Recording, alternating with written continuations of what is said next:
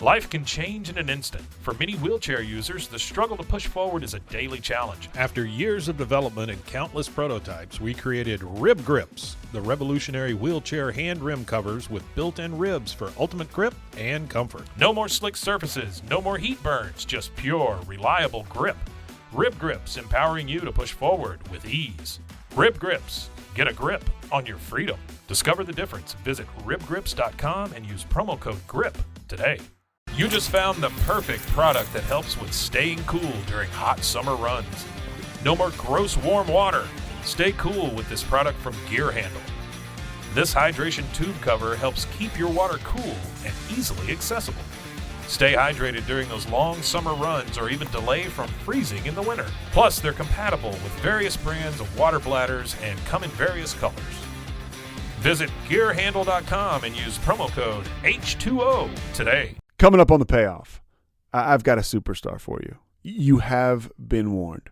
Kristen Harootunian, I think, is 24. She got sober when she was 17, and she is an advocate for mental health, for addiction, and other things too. She talks about she is a force of nature, and we need people like her to fight addiction, to fight substance use disorder, whatever you want to call it. She's a light in the darkness, and I really enjoyed my time with her. All the information you need is in the show notes. But first, Kevin Sousa.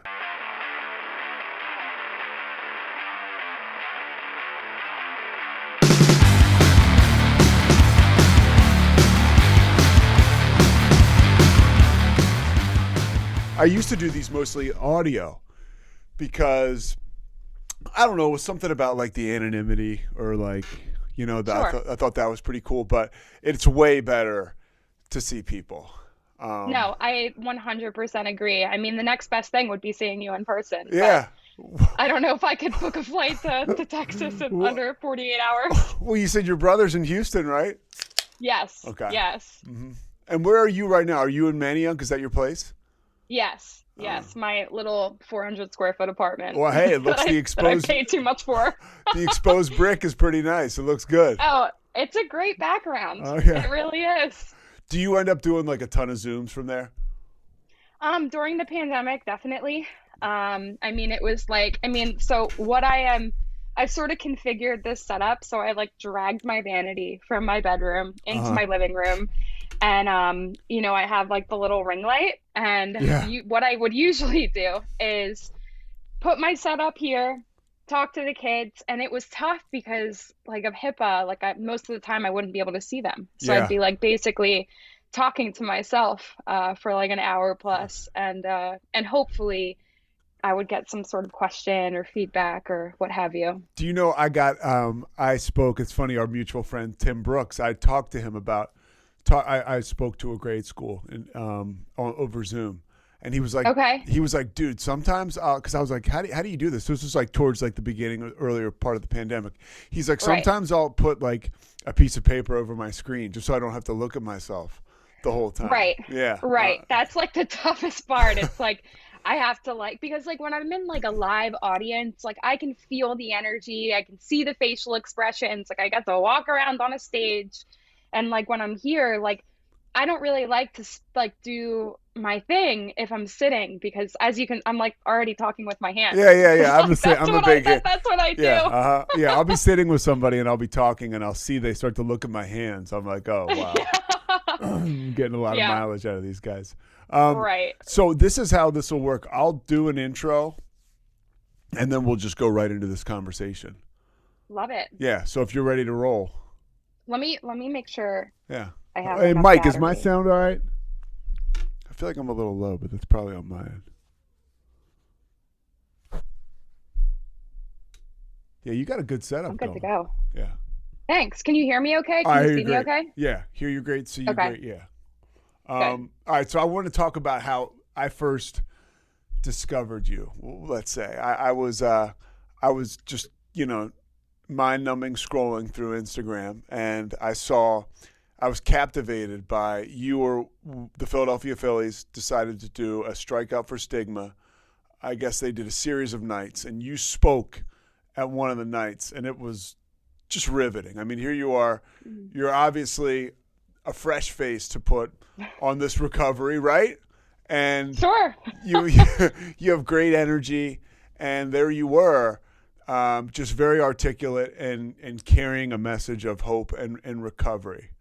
How does it feel to be an advocate today? When we're going to get into your story, it was Sure. kind of like a minefield getting here. Yeah, I mean, I would have never thought in a million years that this would be my, like, not just my job, but my career. Um, I mean, when I first got into recovery, I thought I was just gonna like, I mean, I barely thought that I could get a day clean or an hour clean or like a second clean. So when I got into recovery, like I was like, oh, maybe I'll go into PR, maybe I'll go into marketing, and I never would have thought that like this would be the career for me because I get a lot of anxiety being on stage and being the spotlight or being in front of a bunch of people. But I was sort of blessed with this opportunity out of the blue.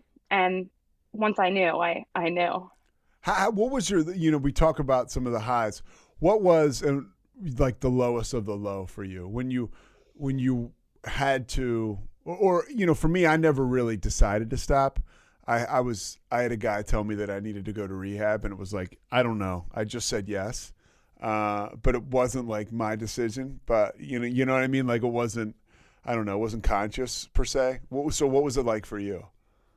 So my story is like very similar. Like I did not want to get clean. I did not want to come into recovery. It wasn't even on my radar. I mean, I lived with my dad and my two older brothers, and my dad said to me, and maybe this is like my second or third time getting clean, right? And I'm 17 years old. And my dad says to me, it was off of a relapse. My dad says to me, like, you're going to go to treatment and you're going to go as soon as the bed opens up. And at this point, there's a lot of powerlessness because number one, I'm a minor, so I'm 17. And it's not like I can like AMA or I can't check myself out. So like once I go into a treatment center, I stay in the treatment center. I'm sort of like under the whim of my caregiver, and that was my dad. But really like what it was, I go and I would go in and out of the rooms, in and out of the rooms of, 12 step. And I would see all these people. And I love the joke, like, everybody else was so much older than me, right? Like I was like the baby in the room from like 15, 16, 17 years old. And I'd be getting like white key tag after white key tag. And I would think to myself and say out loud in these groups that, I didn't lose my husband because I'd never been married. I didn't lose my car because I didn't have a license. I didn't lose my house because I wasn't of age to even own a house. I didn't lose my job because I had never gotten a job because I was so young. And I was like just a high school student who's trying to figure it out. And I had somebody come up to me and they said, I was where you were at 15, 16, 17 years old. And I didn't lose those things. And I stayed out there and I stayed using until I lost those things. And I was right where you're at. So like, you're either going to make a decision or you're not. And, it took a couple of tries, but ultimately, I'll never forget laying in my dad's bed after relapsing for the millionth time. And I couldn't even look at myself. I had lost everything that was important. I lost my self-respect. I lost any outlook on a future. I lost my ability to live. And I lost everything that was near and dear to me, which was like all of the inside stuff. So when it was time for me to go to treatment, it wasn't necessarily like my bottom. It was like my first step forward. I just didn't see it at the time. Does that make sense? Yeah, it makes perfect sense. And, your dad seems like, I was very lucky too that I had, my parents were just always there for me. They really were. I mean, everybody's got their stuff with growing up and family stuff, but my parents were always there for me. And your dad sounds like he was a huge part of that recovery for you. Where did you grow up? Now, did you grow up outside of Philly in Glen Mills? Yes, Okay. I grew up in Glen Mills. I grew up technically in Springfield, but Okay. I lived there until I was like 6. So Okay. don't Where'd really you go to remember grade it, school? but I went to like Rose Tree Media School District. So Glenwood, Springfield, Uh-huh. Glenwood, Springton Lake, Pencrest. That Okay. was like Oh, Pencrest. my stint. Yes. Okay, Partially. I partied with guys from Pencrest. We're a wild bunch. So when was your first experience with a substance that was able to change the way you felt and thought? That mind-altering situation. Yeah, so this is an interesting question because my first interaction with a substance wasn't my own interaction with a substance. My first interaction with a substance was through my mom. My mom was an alcoholic, anorexic, in and out of hospitals, in and out of institutions. And, watching, the bottle just deteriorate her completely, like that was my first sort of like candid look of what addiction was, even though we didn't have the label of addiction at the time. That I had told myself for years. I was like, I'm not going to be that. And I say years, like I'm 24, right? But like years in my perspective. Yeah. When you say we didn't have the label of addiction, what do you mean by that? Yeah. So, I mean, like, I really do believe like 10, 15 years ago, 20 years ago, like addiction wasn't as talked about. Like the stigma was much deeper. Mm-hmm. So, it was like, well, if we just only drink a little bit at a time, if we just don't drink to excess, but like that's not how the disease works. Mm-hmm. There is no just one. Like I remember being a kid and being like, why would somebody just have one beer? Yeah, it like didn't make sense to me. I'm like, what's the point of having a beer if you're not going to get completely hammered? But like that with my mom, seeing the way that she drank, like I didn't know at the time that there was a genetic component. I'd watched her go in and out of the rooms of AA and get some time clean and then, lose that time. And I had convinced myself on like a really deep visceral level that the program didn't work, that rehabs didn't work because it didn't work for her, which, it's like a huge generalization. But at the time, that was my outlook. Yeah. So you felt like you're watching this play out in front of you. How did that affect you at the time?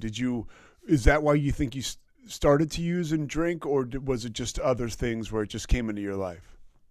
I mean, I think like a large part of it is traumatic events, and the other part of it is the genetic component. Like, I mean, I always like, I love this story because I'm like a storyteller at heart. So I remember, so we had like I have my two older brothers. So my one older brother is 2 years older and the other one is 4 years older.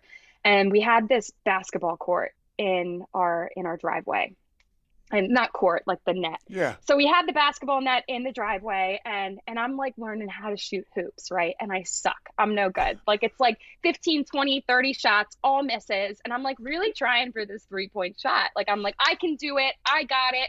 And like my brothers have already gone inside. Like the sun is going down. They're over it. And I finally make the 3-point shot, and I'm so excited and proud of myself.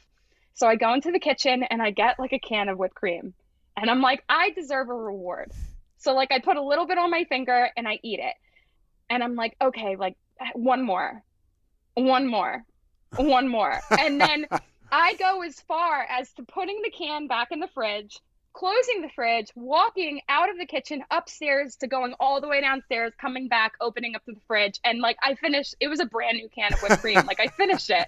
And like I was so sick and I wanted to do it again. Yeah. And like that, if there's like not, like that encompasses like this entire disease in like more of like a funny way, right? When it started to get more serious was when those traumatic events unfolded. Like I didn't realize at the time that like things were much darker than they were. I mean, like with my mother, I was her caretaker, man. Like I was the youngest, but in a sense, I was the oldest. I spent time feeding her because she was 86 pounds. I visited her at Renfrew. I visited her in the hospital. I checked in at all hours of the night to make sure she was still breathing. And like, how old are you around this time?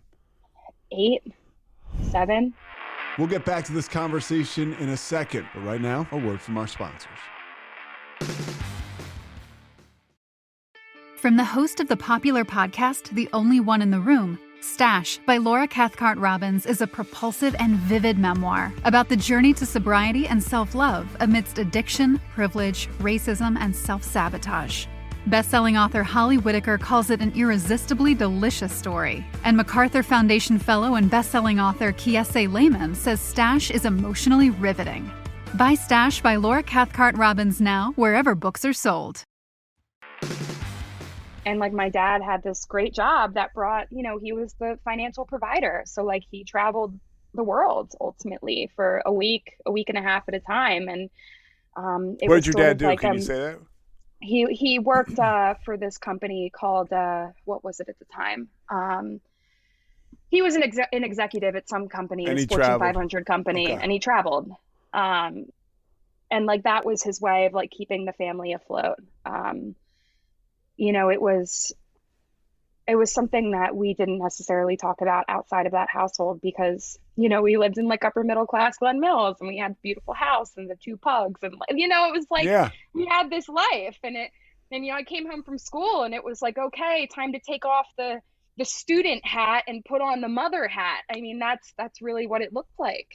What was it like for a long time?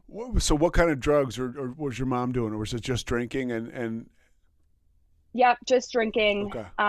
And really suffered with an eating disorder to a point where it was like deteriorating her brain because it was so malnourished. Because a human being needs to eat and drink water, to keep the brain alive. At the baseline level, yeah. Right, and this eating disorder ravaged her for a number of years. I would say more than 10 years easily. And I don't know your story, and forgive me for being callous, but what happened to Mom? Yeah. So my mother attempted and completed suicide. So I was 11 years old. It was December 6th of 2009. So my birthday is on the 25th. So it was right before my 12th birthday. And at the time it felt like a shock, but it really wasn't. Mm-hmm. My mother often talked about suicide. Wanting to end it. And granted, again, at this time, like the stigma associated around mental health, mental illness, like it was much deeper. So, we'd hear that stuff and be like, oh, no. Like that's not going to happen. Like, you're okay. We really dismissed it when, any threat is a serious threat. And, because this was such a long journey and a long time coming, when it finally happened, my world changed in the blink of an eye. I can't even imagine, how that plays out afterwards, or even in the moment. But what happens to you as far as addiction and taking in substances? Did it trigger the activity right away? Oh yeah. The first drug for me, right? Like the first drug for me was alcohol. I went from partying with friends and really this escapism to I'm going to go hang out with the cool kids, right? Because I wasn't the cool kid. I'll admit it. It wasn't me. I was kind of a dork growing up. So when I got invited to because I joined the lacrosse team because the cool girls played on the lacrosse team, right? I wanted this in to feel a sense of belonging. So when I finally got invited to the party, and I'm 14 years old, it was oh, wow, this is cool. And when alcohol was introduced to that party, it wasn't even the scary thing is that it wasn't even a thought. I didn't think about my mom. I didn't think about the pain that it caused her. I didn't think about the genetic component. I thought this is going to be so good. And it was sort of this, and I'll reference Doug, right? Because I just listened to his podcast. And Doug Overton, yeah. Something that he said was, I felt like I deserved it. And I felt that I deserved a break. That it was I deserve to get outside of myself because my mother killed herself. I deserved to get outside of myself because I had gone through, childhood sexual abuse, which is another component of my story. And, for me, when I used it for the first time, I'll never forget feeling this is how I want to feel for the rest of my life. You're telling my story. That's it. Yeah. Yeah. Yeah. Yeah. Same exact age, around 13, 14. And it was this story I tell all the time, but forgive me if you're listening, you've heard it before, but in 8th grade, I was terrified to go to dances. And in ninth grade, I started to drink, and I could not wait to get there. Right. Yeah. Right. Because you can be like this extroverted, fun, like there's no fear, there's no barriers, but like let's like make some clarity. Like that's how it felt at the time. Yeah. Like really what it was that like it was this mask of like I love the phrase like I was a really good chameleon. Like I was really good at being who you wanted me to be, so you would like me because I didn't like myself. How did it pick up steam? Because right now we're similar. Look at our stories. 14, you're drinking. It's starting to take flight, let's say. And how do you get involved? Now, there's a whole nother element to, I started to take prescription drugs probably when I was 18, but I wasn't. Right. It wasn't. I would take whatever you would give me, but I was able to kind of like muddle through. Some of the stuff that you end up taking, as we know, is just crippling. And you're on the fast track to nowhere or to death. What happens after alcohol where you can continue to just spiral?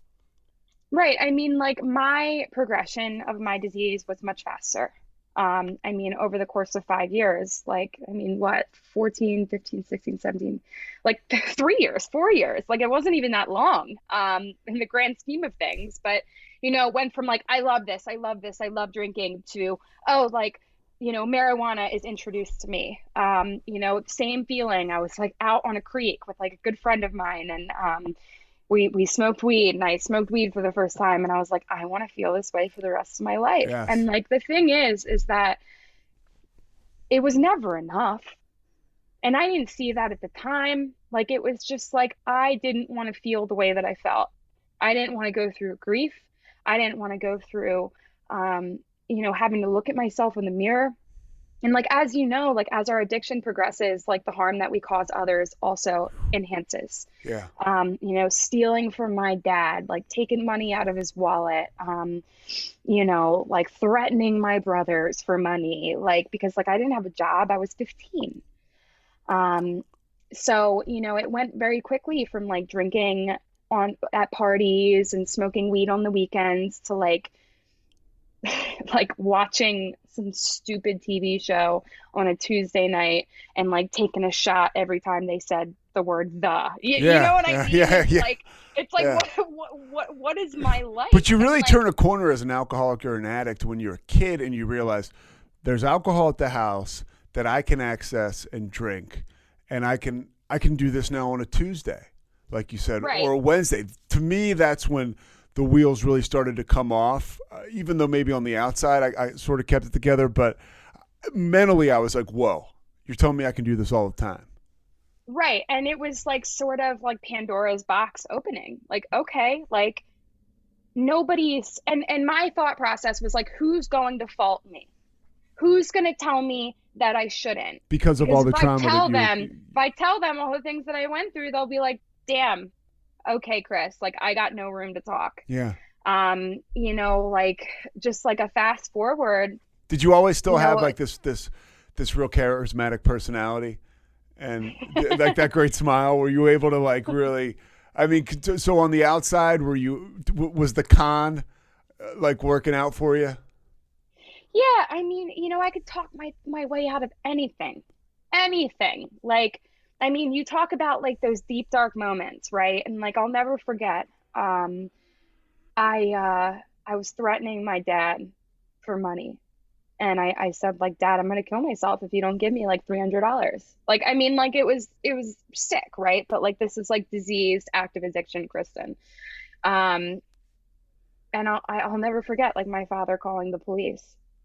And like I'm throwing stuff around the house and I'm like throwing a tantrum basically because I am a 16-year-old in a 5-year-old's body, or flip it around, and the cops came and I'm in like like PJs that I've been wearing for like 5 days, 7 days. I'm barefoot, I ain't showered, and like all of this is taking place in like the four walls of like this Glen Mills home. Like nobody would have possibly thought that I would literally walk in my mother's footsteps. So as I run up the long driveway and I run down the cul-de-sac, this cop is chasing after me and he reaches for his gun. And I stop in my tracks and I throw my hands up and I look at him and he says, come here.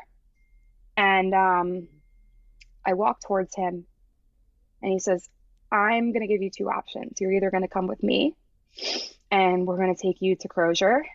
And was it Crozier? It was some crisis center in Chester. He's like, I'm either going to take you here and it's going to be a legally enforced, like you're going to have to be there and it's going to be on your record, or your dad can take you and it can be voluntary. Those are your choices. And I went with my dad, obviously, because I could sweet talk my dad and not sweet talk the cop. Like the cop's going to see right through me. And I'm trying to sweet talk my dad. And I'm like, Dad, it's okay. It's okay. It's okay. And he's like, no, it's not. Like, this is the last straw, Chris. Like, I can't do this. And like, granted, there were like 18 other last straws because I didn't want to stop digging. And we get there and there's like a door and then a holding room and then a door. And then there are cops and like medical professionals on the other side. And you go in this little space because they have to like check you for guns or weapons or drugs or, what have you. And at this point, I'm only wearing a sweatshirt. Like I'm not wearing anything underneath the sweatshirt. And the cop tells me, not the cop that brought me in, but somebody that's in there, he says, you need to take your sweatshirt off. And I'm like, look, I'm not wearing a shirt underneath this. I'm not going to do that. And he's like, I'm sorry. Like, I was like, can't you just metal detector me? Like, I really don't want to do this. He said, no, you either have to, or like, you're going to be arrested. And I had to take my sweatshirt off in front of all of these grown men. And I remember, I'll never forget my dad trying to cover me with his jacket. And like, he had like he was really just like powerless over this. And they look at him and they tell him, get your hands off her. And I stood there without a shirt on or a top or anything. And these cops are staring at me and sort of like laughing a little bit. And they say, shake off your sweatshirt. And I shake it. And they say, okay, you can put it back on. And that was probably one of the harder things that I've had to go through in my active addiction, because I knew that I needed help, that like this was horrible. That's one of those moments of clarity where you're like, wow, as fucked up as you are or whatever, that voice is like, whoa, like this is bad. And like I talked to the shrink and I talked to him for about an hour and a half, and I talked to him about NPR and all the fabulous intelligent books I've read and how I'm just troubled and, I'm not a threat to myself or another person. Like I just, I had a really hard life and I need therapy. And I'm giving him all the information that he wants, right? And he lets me go. My dad is very upset. And what do? I go home and I get high because I don't want to remember what it felt like to have those cops looking at me as an underage girl. It took a year longer for me to get clean. And of course, like it went on to other things. What were you doing? What kind of stuff were you doing? Yeah. So like path? Me and my friend were taking her mom's prescription medication. I would not say, and I would not say that I had an addiction to opiates just because it was like every once in a while. I was more of like a dumpster, like whatever you can give me. There was another time where I was partying in North Philadelphia and the guy said, here's some Molly. And he overcharged me because it was meth. And again, like another moment of clarity, like I knew that I was an addict because I snorted one line and he started laughing and was like, this is meth, it's not Molly. And I snorted the other half. Yeah. I went to treatment a week later. And so when you get to treatment, like what is, because you and I talked about it, we both went to Karen. Which is in Pennsylvania, and you go there and you kind of, just knowing your story now and talking to you about this a little bit, you sort of try to follow in your mom's footsteps. I don't want to say try, but you go to Karen and you attempt to take your life. So you're in rehab and what happens? Yeah. So, I mean, Karen was my second treatment center. The first one that I went to was I was 15. I went to I think it was called Pyramid, and I don't think it exists anymore, but it was an adolescent treatment center. I was there for 23 days. But when I drove up to like Magic Mountain, it was like, this is what like Yeah, they For call people that don't Karen know, Magic yeah. Mountain. It was sort of like this Hail Mary throw. It was like, all right, like this is the best of the best treatment that you can get without flying you to like, California. And even still, like Karen has a great reputation. So And you're just we make taking the drive. by the way, by the time you get there, you're just taking Yeah. everything you can, pretty much. Right. I mean, when I finally got there, it was about an hour and some change drive. And when I got there, I did not want to get clean. Like, just to be super clear, I did not want to get clean. I wanted to stop using drugs for a little while. Like, I thought I needed like a detox and that I'd be able to like drink or smoke weed on the weekend. Like, that's what I thought. When I finally got admitted into Karen, I started sitting in groups. I was around like 10 other girls that were around the same age as me because I was in the teen program because I was a teenager. And, like I remember like laying in the bed and being like, this isn't that bad. Like the beds were really nice. Yeah. The food was pretty good. Yeah, They had yeah. a frozen yogurt machine. Like it was like, okay, like this is like pretty cool. Like I get a customized omelet, right? And like these are like, and I do want to say that like it was a privilege to be able to go to Karen. Not Yeah. everybody gets those resources. And I think that like more scholarships should exist. And I know that they're working on that, but the reason why I attempted suicide was because I had suppressed memories of childhood sexual abuse come up. And that was really, really hard. Sexual abuse was like a very common theme inside addiction, outside of addiction. So being a young woman who's conventionally attractive, like it's just even if I wasn't, like it doesn't matter, like I was to be used by other people. So when these memories came up, it was so scary because I didn't think that I would be able to live with that. And you couldn't shake them. Right. I mean, I was so scared. Is there a fear like that this will happen again? Or is it just like I've been completely violated? I mean, I think that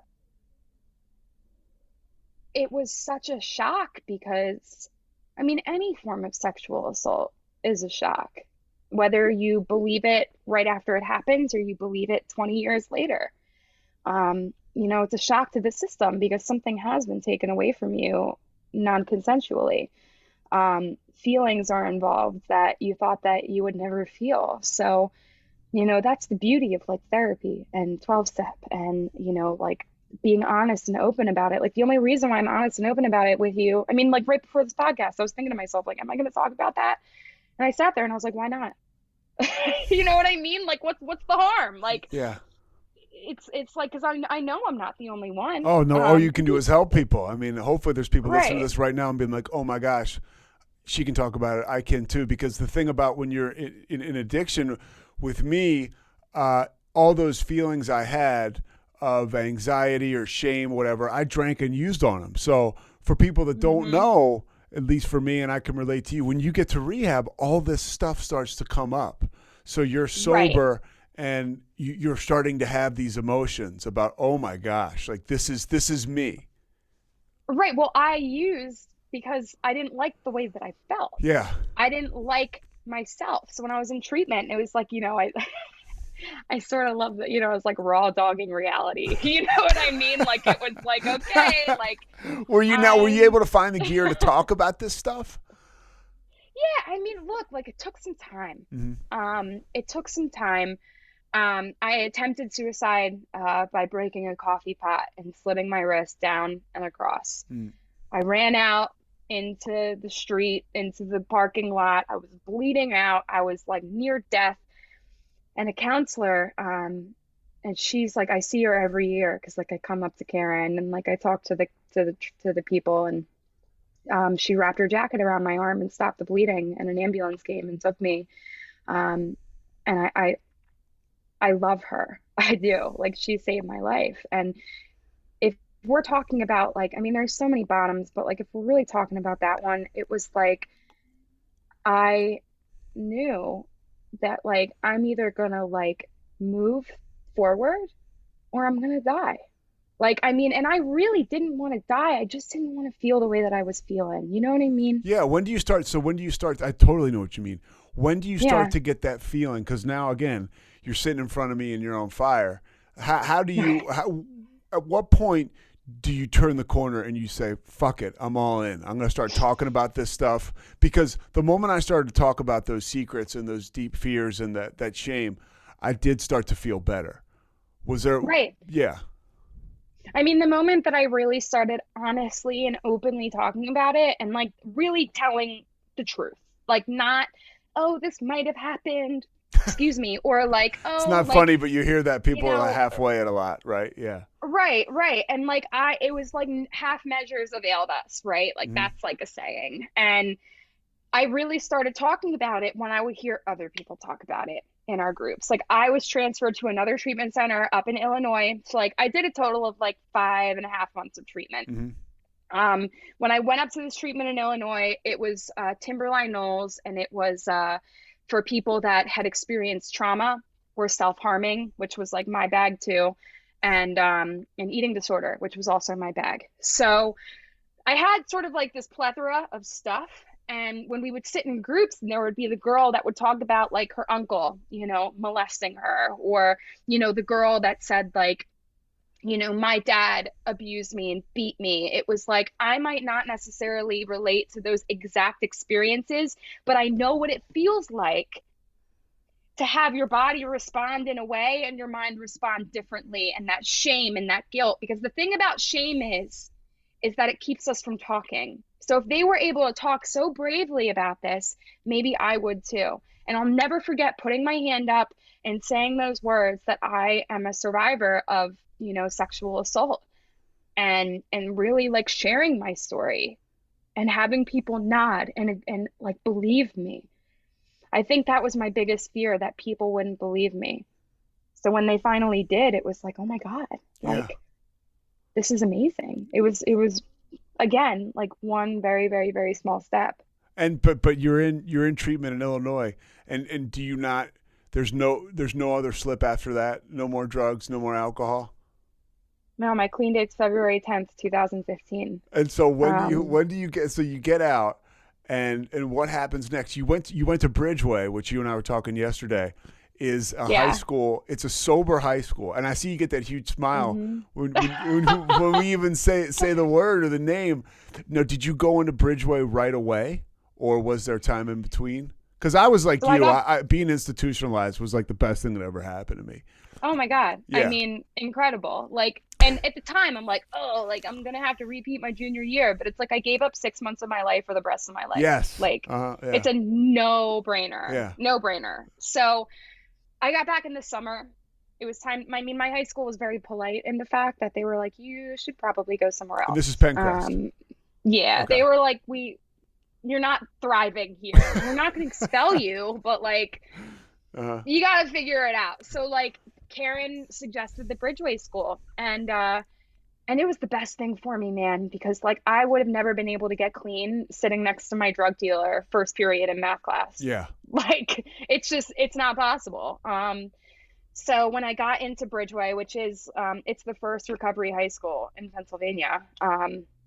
Rebecca Bonner was the head of school. Angela Smith is the head of school now, and there was like 6 of us, and we had a classroom, and there was a principal's office, and a place where we sat and talked, and upstairs like we like shared, it was like a synagogue, so like it was like split in two, and it was an adjustment for sure. Yeah. Yeah. What was it like going there? I mean, is there therapy involved in the school? Like, is there a class where you talk about addiction or feelings, or is that completely separate? No, I mean, we had like, I'm pretty sure it was weekly groups where we would all get together, and like a lot of us thought it was super corny. Like we'd get together and like play a feelings game or something, like, and like, you know, but like I had to learn how to talk about my feelings. Like I didn't know what it meant to be angry. I just thought like I was a bad person. Like, you know, I had to learn how to identify these feelings. So like when I came in and we would like do these groups, like we would all be like sitting like this and like looking away. And after 10 minutes, 20 minutes, like somebody would open up. And they'd be like, yeah, man, like I really wanted to use yesterday. And like, I hate myself. Like I have like 4 months clean. Like, why would I want to use? And the counselor would be like, well, you want to use because basketball players think about playing basketball and drug addicts or alcoholics think about using drugs or drinking. Like, it's not a fault in the system. Yeah. Like it's you. So it was really in those weekly groups, and the daily check-ins. When we would come into school, we wouldn't go to like homeroom. We would read a just for today and talk about how our night went. Like, it was really cool to like come in and be like, hey, like I got a year clean, because like that was me. It would be cool. Like it was so Which cool, at that age like, I'm going to tell you, it's amazing. It really Thank is. I mean, you. yeah, I had a buddy who got sober at 17, and I talk about him on this podcast, but he kind of blazed the trail for myself, at least, to know where to go. But like at that age, like I just can't imagine it because it's not my story, right? But it still seems amazing because you're around people that are using and drinking because that's what they do at that age.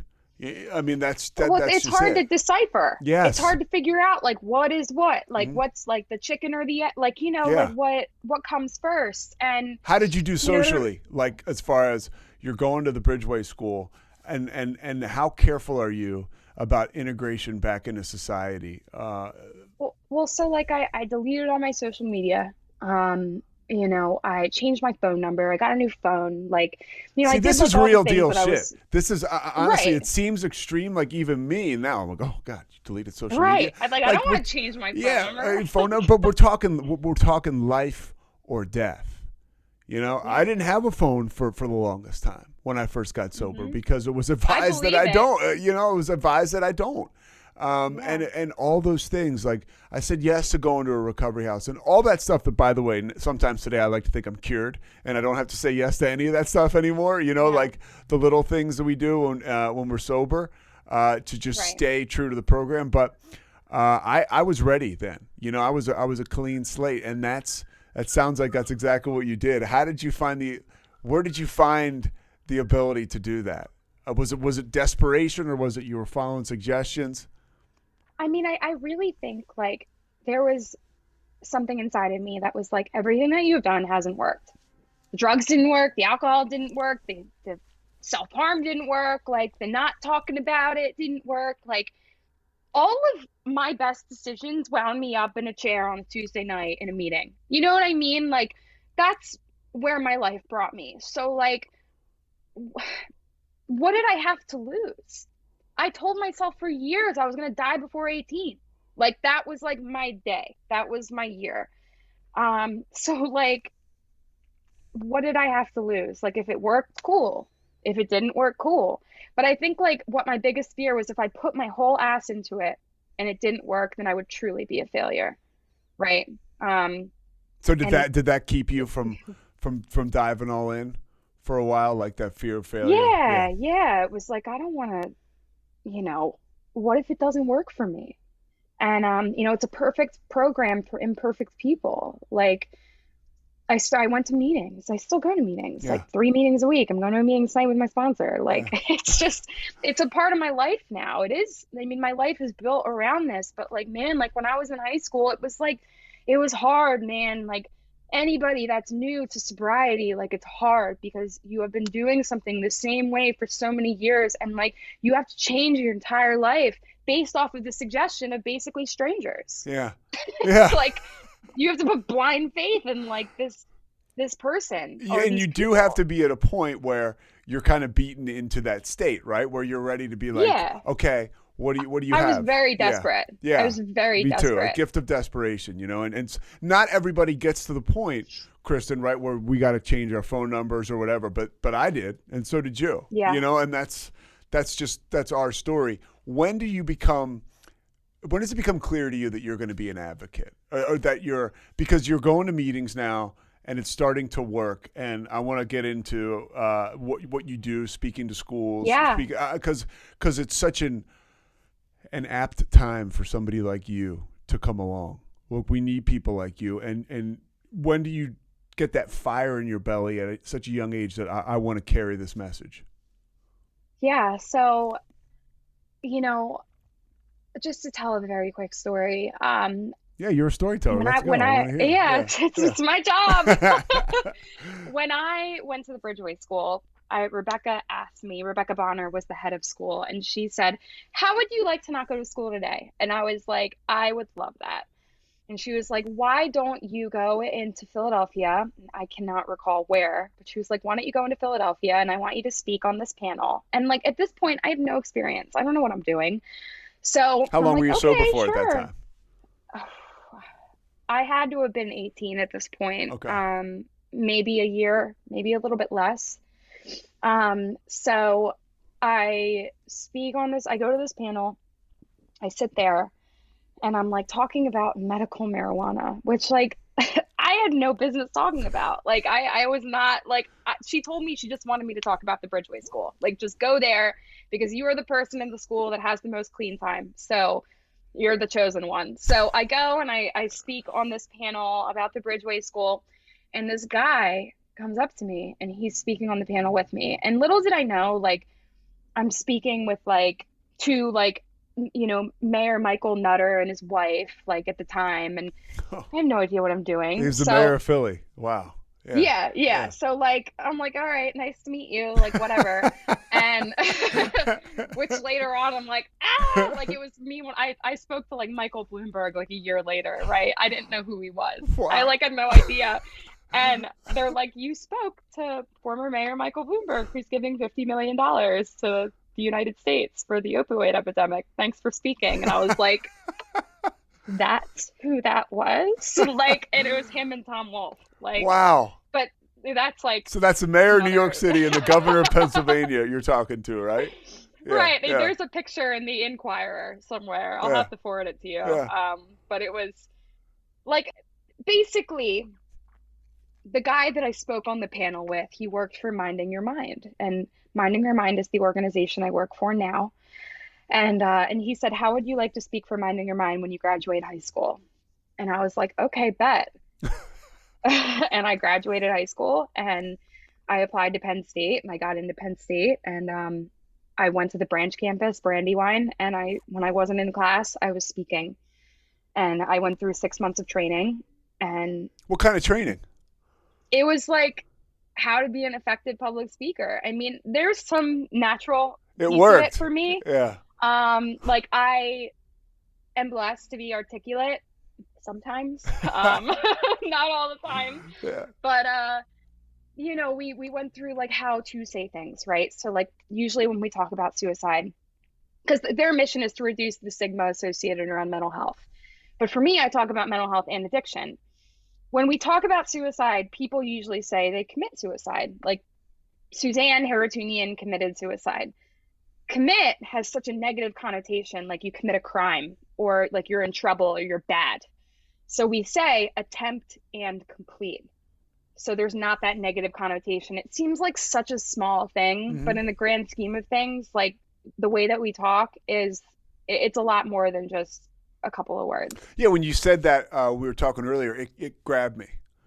Yeah. That choice of wording, and words are important, and I need to work on this in my life all over the place, but being intentional is so important. And it is, and that was what the training was. It was like, how can you tell your entire story in the span of 30 minutes? And how can you do it in a non-triggering, educational, and impactful way? And that's like our bread and butter. Like I go in there and into schools and companies and community centers and colleges, like camps. Like I've gone all over the place, all over the country. What's the mindset? Because people listening to this may be of the age where they have kids who are like 6-7 years younger than you, and those kids are on the front lines now, because you hear about the fentanyl crisis is just out of control, where you or I would just go to snort a line of what we thought was Adderall or something like that. It could be fentanyl ace and you're dead. I mean, and that's up the stakes a little bit, maybe cocaine, but you get what I'm saying. What happens when you go into these schools and you're talking to these kids? How can you get through to them? How do you try to? it's so hard to like not get emotional. Just because like when I talk to these kids, and like this is the reason why I haven't stopped what I'm doing. I've been with Minding Your Mind for going on 6 years. Like those kids that I talk to, like when I tell my story, it's in a very authentic way.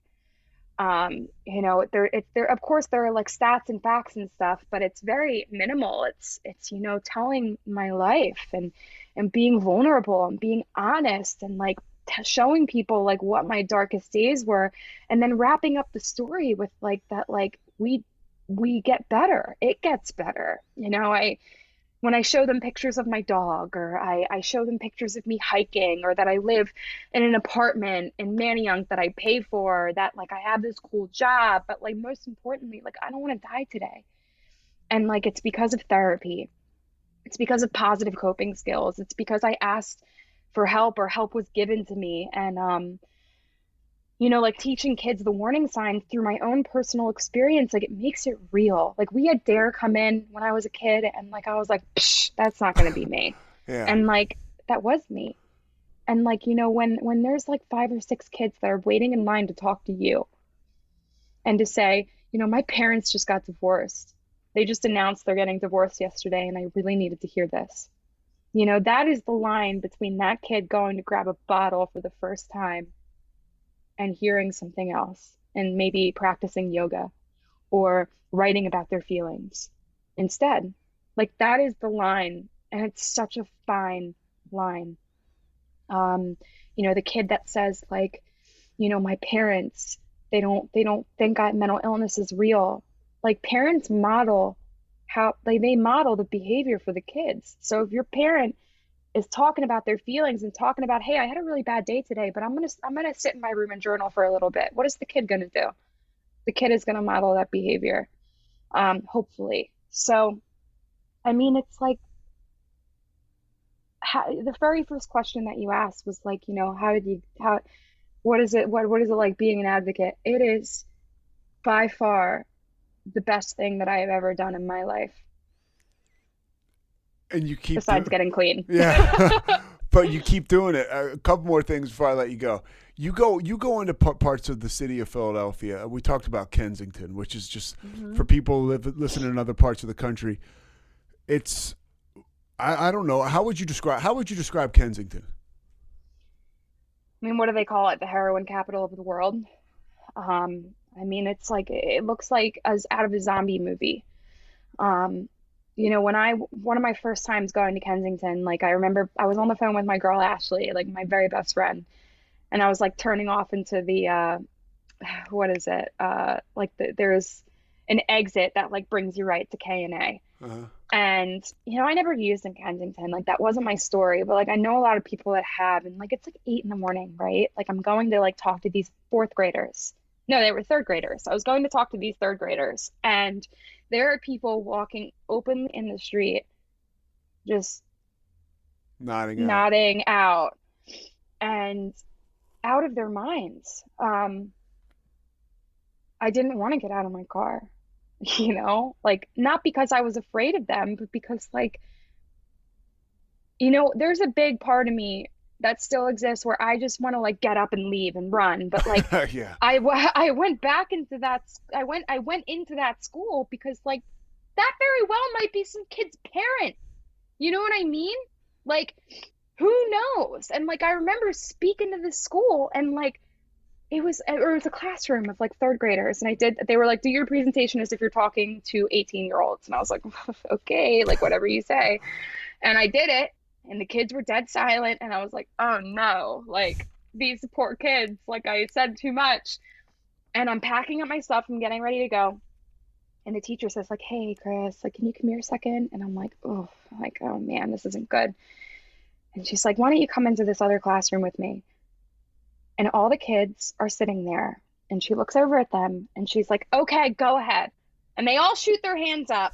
And it's like question after question after question. My mom, my dad, my brother, my sister, like struggling with opioid addiction, like struggling in and out of treatment, in and out of jail. Like, you know, you inspired me. Your story made me feel like I'm not alone. Like, I mean, like these kids crying, giving me hugs. And I'm like, I can't believe it. So like going into Kensington, like I'm not going into Kensington to use. I'm going into Kensington to like just try to do my part. And You know what I mean? yeah, and you're using the stuff like in sobriety and recovery and those tools and those coping skills because you cope with fear, right? You walk through Yeah. it. You go there where the message is so badly needed. Well, it's the reason why I was on the phone with my friend. She is like 9 years clean. If she listens to this, I might be wrong. 9, 10, 8, going on somewhere in that Yeah. range. And I called her because like I knew I was like potentially going into like a shady neighborhood. And I hashed it out with her, like why I was fearful, why I was doubting myself. And she said like, these, you might not have lived these people's lives, but you know what that desperation feels like.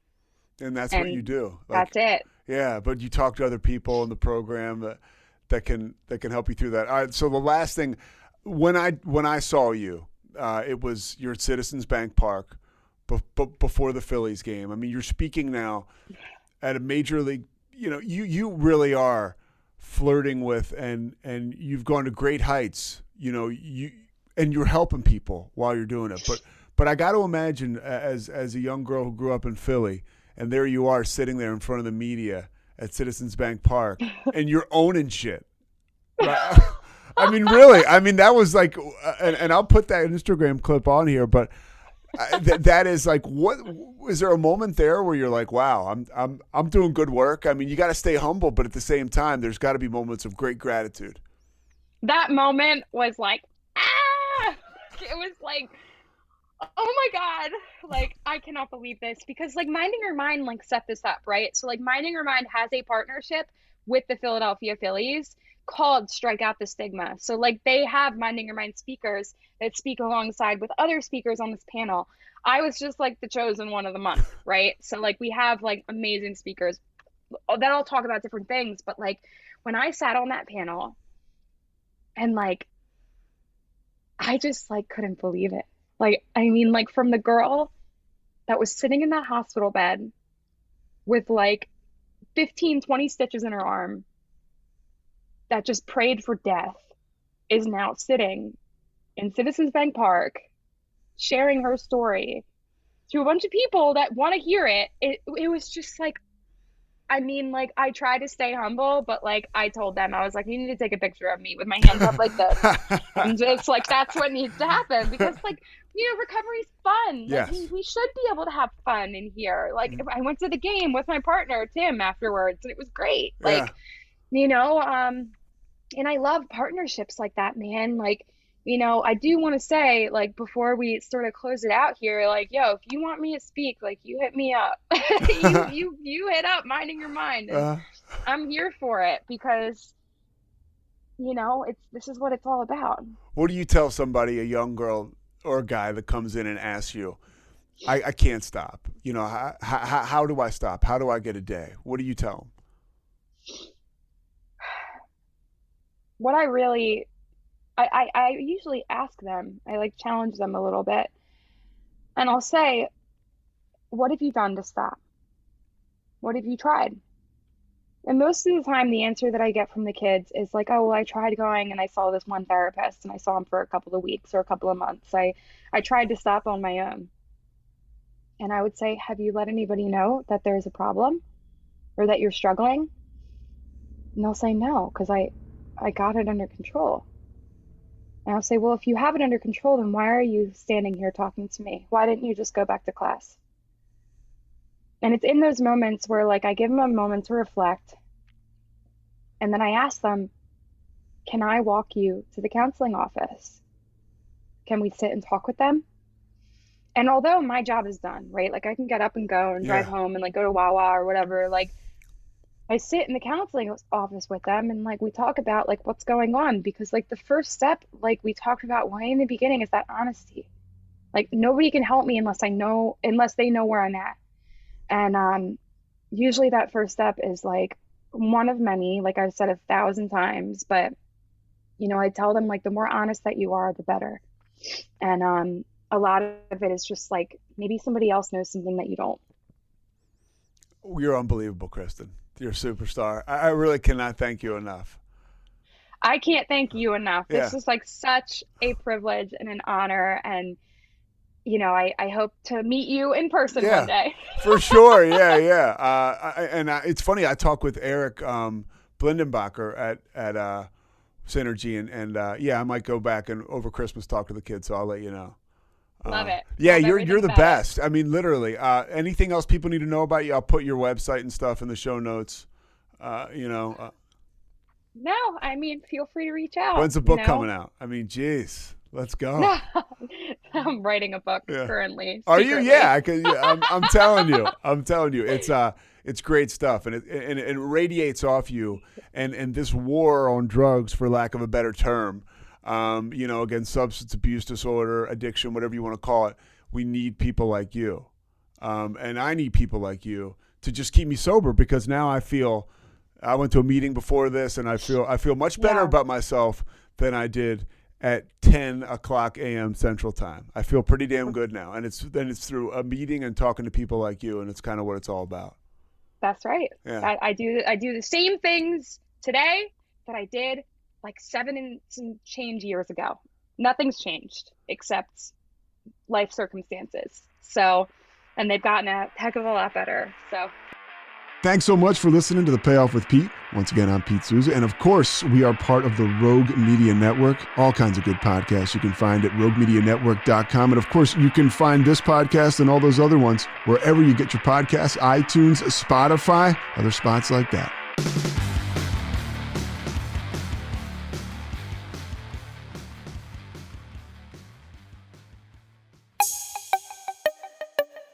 This has been a Rogue Media podcast.